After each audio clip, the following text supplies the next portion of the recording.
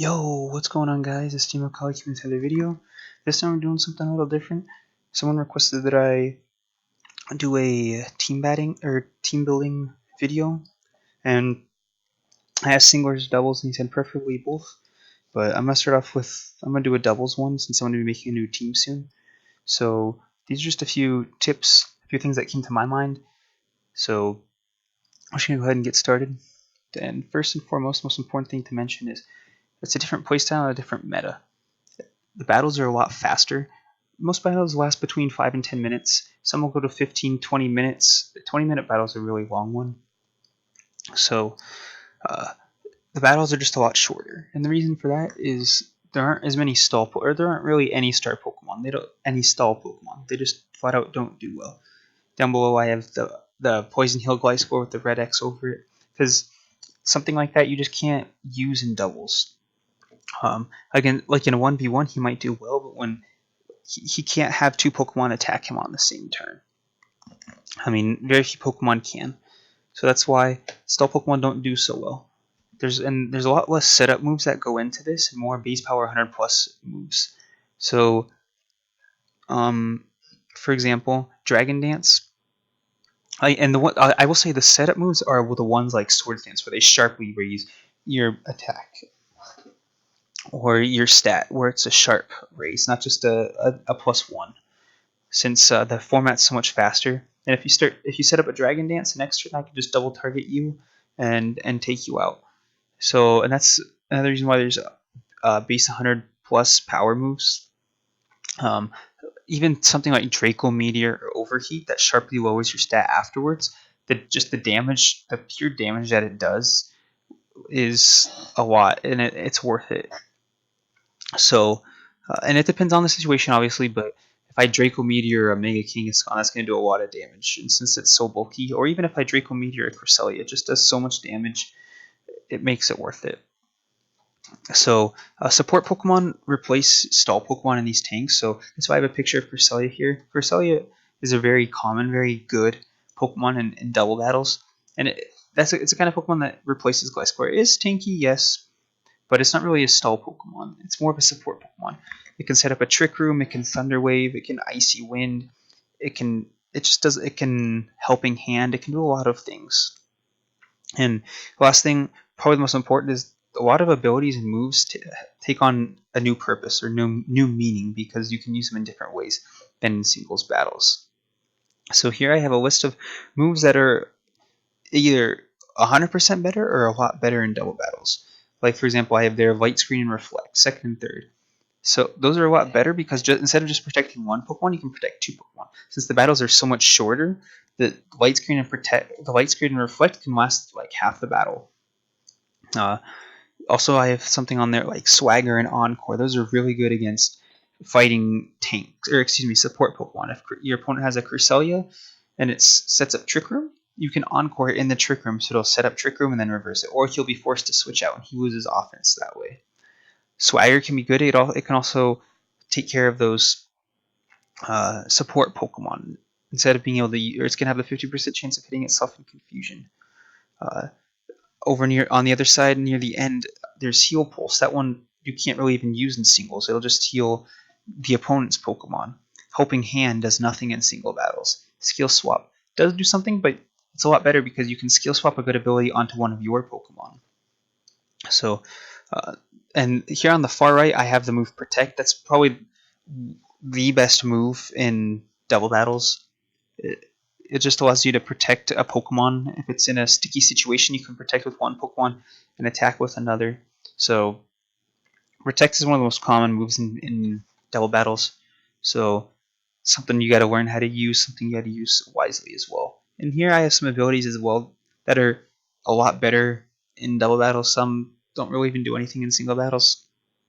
I have on the left I have Arena Trap, and there's also Shadow Tag on here. It's good because you can trap two Pokemon on the opponent's team, and if it's a bad matchup, it just flat out sucks for them. You have the weather abilities, which are also good in singles, but they're a lot better in doubles for the same reason with Reflect and Light Screen, that they last a lot longer, relatively. Because in a singles, a battle can be like 20 turns, but in doubles, the battle can be like 10 turns.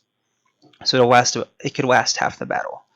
So there's some here like the very two last abilities are Volt Absorb and Water Absorb, and those are good because you can, if your Pokemon has Volt Absorb, you can hit it purposefully with an Electric type move just to set up its Volt Absorb, or excuse me, an Electric type move. So if you can have a Pokemon with Volt Absorb and you can have a Pokemon with Discharge out on the same time, and the Pokemon can use Discharge, and then your own Pokemon's Volt Absorb will activate and it'll recover health. Same thing with Water Absorb. You can have a Pokemon with Water Absorb and then a Pokemon with Surf. And have the Pokemon Surf and it'll hit and activate Water Absorb. So there are a lot more combos that are possible in double battles. So now we're gonna get a little more specific about what everyone needs to include on their team. First and foremost is the offensive core. It's usually 2 to 3 Pokemon. More than that, it's a little tough because you can't just go full offense. You need some support Pokemon. So the offensive core is what the rest of your team is going to be built around. There are plenty of offensive cores out there, but offensive, like, they should be able to cover like general Pokemon. So if your offensive core shouldn't be, I don't know, 2 rock type Pokemon. Plus if they're like rock, grass, and rock, I don't know, ice, for example. So they should cover like a wide base of moves to where you can hit rock type Pokemon at least for neutral damage. You can hit flying type Pokemon at least for neutral damage, stuff like that. Next up is speed control. This is also really important, and it depends on each team as well, the speed control. But this is what's going to allow you to move first and get more attacks off than your opponent. Speed control could be like Thunder Wave, Trick Room, Tailwind, etc. Icy Wind as well. I mean, I could name a whole bunch. So this is really important. I mean, it's just self-explanatory. If you're faster, you can attack first. So you can knock out your opponent's Pokemon before they knock out yours. And like I said, it depends on the team. Next up, we have support Pokemon covering the offensive core's weaknesses. Not necessarily covering offensively the weaknesses, but being like, for example, if your team is especially defensive, one of the support Pokemon could carry Reflect, just to carry your defensive weakness.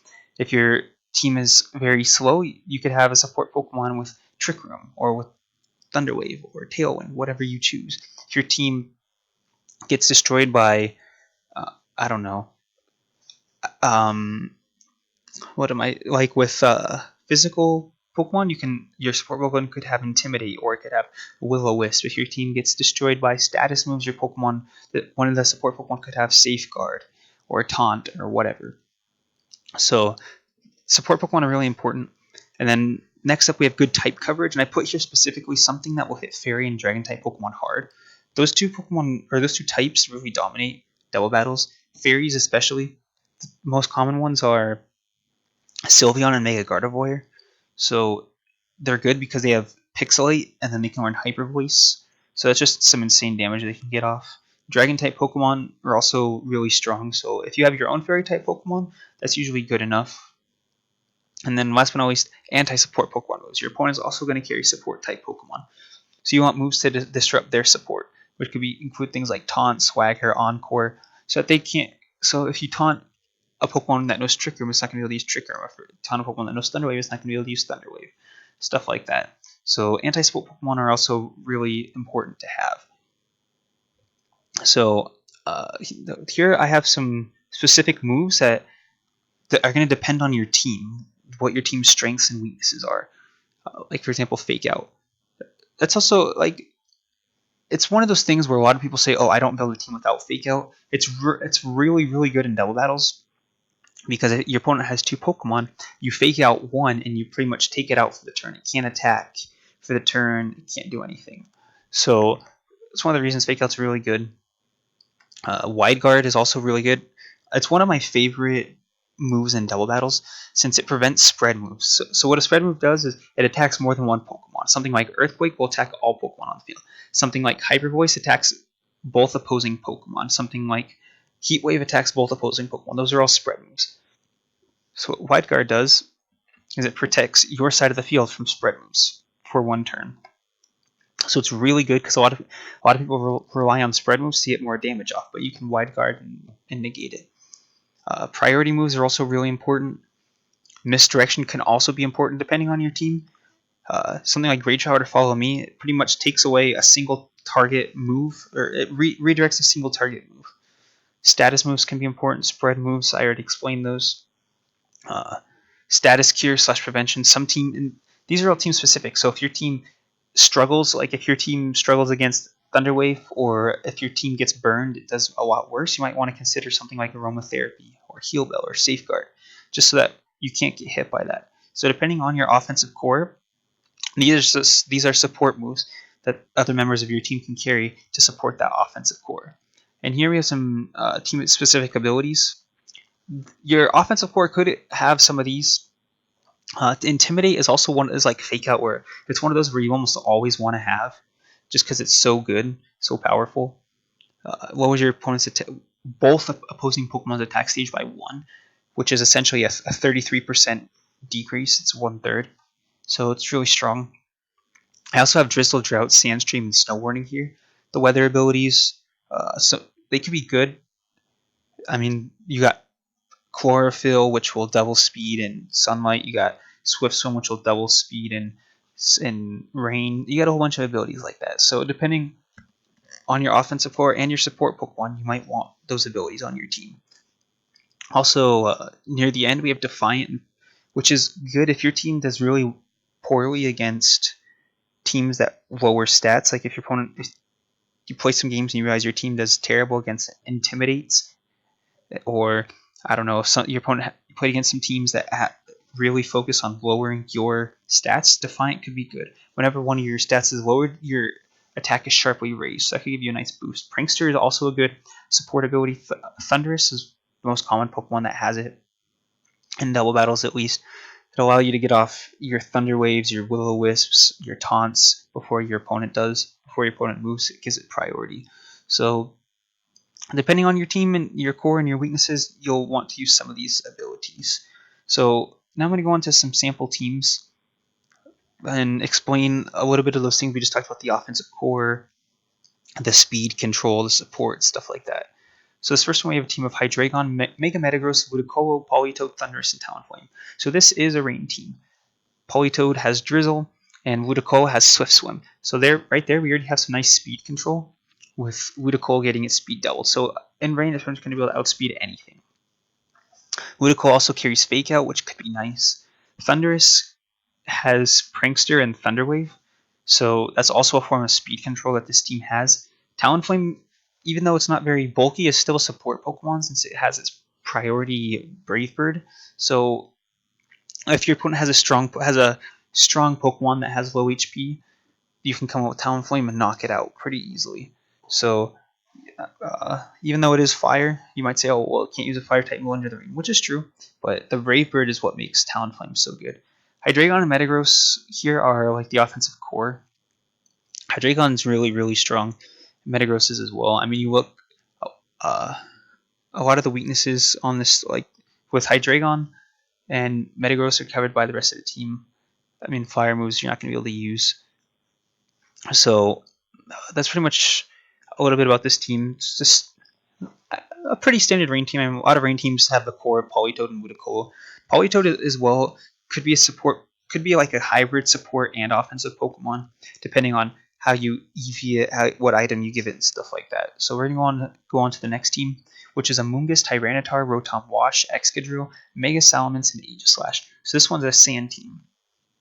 And so Tyranitar has its sand. Excadrill has a variety of abilities. It could be Sand Force, Sand Rush. So in this one, like, it just depends. You'd most likely want to run Sand Force here so it can get its speed doubled. Because you might say, oh, where's the speed control on this team? And this team's a little interesting because it doesn't necessarily need speed control. Rotom Wash could carry Thunder Wave, but Will-O-Wisp is more preferable.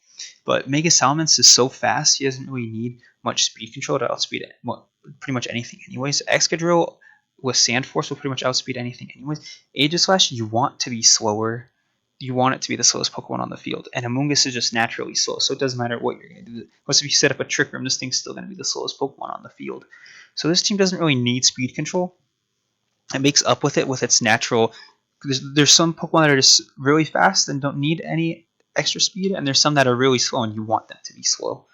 So Aegislash could also carry the Wide Guard here if wanted. Amoonguss has Spore, which is really nice. Tyranitar's especially bulky because of the sand. So this one's just like a really powerful team. And last but not least, we got this team of Cresselia, Mega Kingscon, Amoonguss, Landorus, Therian Form, Heatran, and Thundurus. And this team was actually the team that was used to win the 2015 Pokemon VGC championships. And this team's got a lot going for it. Mega Kangaskhan has Fake Out, and it's a really strong, it's a really good support Pokemon in general. It is really offensive, but it's more of a support Pokemon with the Fake Out, with the Double Edge and stuff. And the offensive core here would be more of a Landorus, Therian, Heatran. Heatran's really, really strong. It's been strong for the past few years. And Landorus, Therian depends on what you want with the team. But his item could be something like a Focus Sash. It could be a Choice Scarf. It could be an Assault Vest, depending on what you want. And this team has two forms of speed control. Cresselia has Trick Room, which is really, really nice because you can trick. Because Heatran can be somewhat slow if you give it the proper nature and IVs. And then it works very well with Amoonguss. Since Amoonguss is so slow, under Trick Room, it'll be the fastest Pokemon, and it can just spread Spore left and right. And Thundurus also has Thunder Wave in case Trick Room isn't ideal and you want to spam Thunder Waves instead. And then it could also carry Swagger or Taunt to also deal with opposing support Pokemon. So all in all, just a really well-balanced team here. With not too many common weaknesses. I mean, Ice hits Landorus and Thundurus, but Heatran can take care of Ice-type Pokemon really easily. So that's pretty much it. I made this. It's not too in-depth, kind of like the basic stuff. But what I want to do now, I've been using my dual weather team for a while, and I want to build another one. So if you guys want, you can leave a comment down below about what kind of team you'd like me to make. If you want me to make a rain team, if you want me to make a sand team, a hail team, or if you want me to make a team around a certain mega evolution, you can let me know. And then I can make a team around that. And if not, I'll just make my own team. But I want to do a team building video so you guys can see what goes through my head, the team building process. So if you want, you can comment and say what kind of Pokemon you want to see. And also, if you have any questions, you can also let me know. But that's pretty much gonna be it for this video. Hope you guys learned a thing or two. Like I said, if you have any questions, comments, go ahead and leave them below. But that's gonna be it for this video. Hope you guys enjoyed, and I'll see you guys next time.